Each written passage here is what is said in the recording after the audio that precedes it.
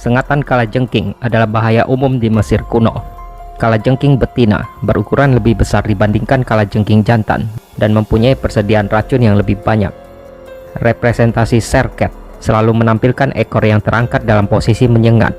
Sengatan kalajengking menyebabkan rasa sakit yang membakar dan sesak napas serta dapat berakibat fatal bagi manusia.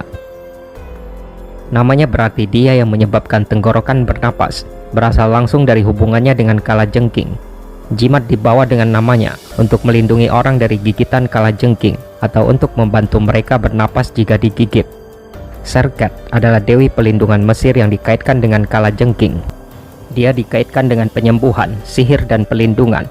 Simbol-simbolnya adalah kalajengking, ang, dan tongkat was, yang semuanya mencerminkan aspek kebajikannya. Dia adalah dewi makhluk berbisa, terutama kalajengking, dan digambarkan sebagai wanita cantik, lengan terentang sebagai tanda pelindungan dengan kalajengking di kepalanya, kadang-kadang sebagai kalajengking dengan kepala wanita. Serket dianggap memiliki kekuatan atas ular berbisa dan kalajengking, seperti Meret Seger dan Isis. Dipercaya bahwa dia juga dapat mengirimkan ular atau kalajengking untuk memberikan hukuman kepada orang-orang yang tidak dia setujui. Dengan begitu, di samping Serket dipandang sebagai dewi pelindung, dia juga memiliki sisi gelap.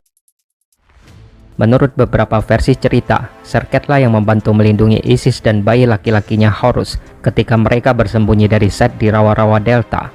Serket dikaitkan dengan 7 kalajengking yang bertindak sebagai penjaga tubuh ibu dan anak. Kadang-kadang disebut sebagai dewi yang meyakinkan Ra untuk menghentikan perahu matahari dan membantu ketika Horus diracun oleh ular ajaib yang dikirim oleh Set. Karena cerita ini, Serket dianggap memberikan pelindungan khusus kepada anak-anak dan wanita hamil dari hewan berbisa. Serket juga melindungi Ra saat dia melakukan perjalanan melalui dunia bawah setiap malam. Dia dikatakan mengawasi setiap tikungan berbahaya di jalan dan bertanggung jawab untuk menahan ular Apep ketika dia dipenjara di akhirat dan melindungi perahu Dewa Matahari dari serangannya.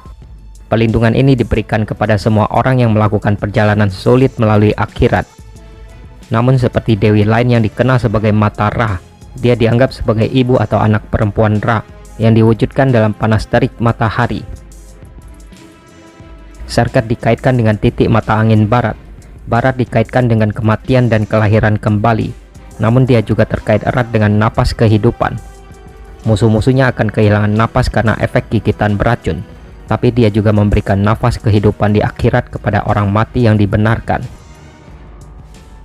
Menurut teks piramida, Serket adalah ibu dari Nehebkau, dewa ular purba yang melindungi Firaun dari gigitan ular.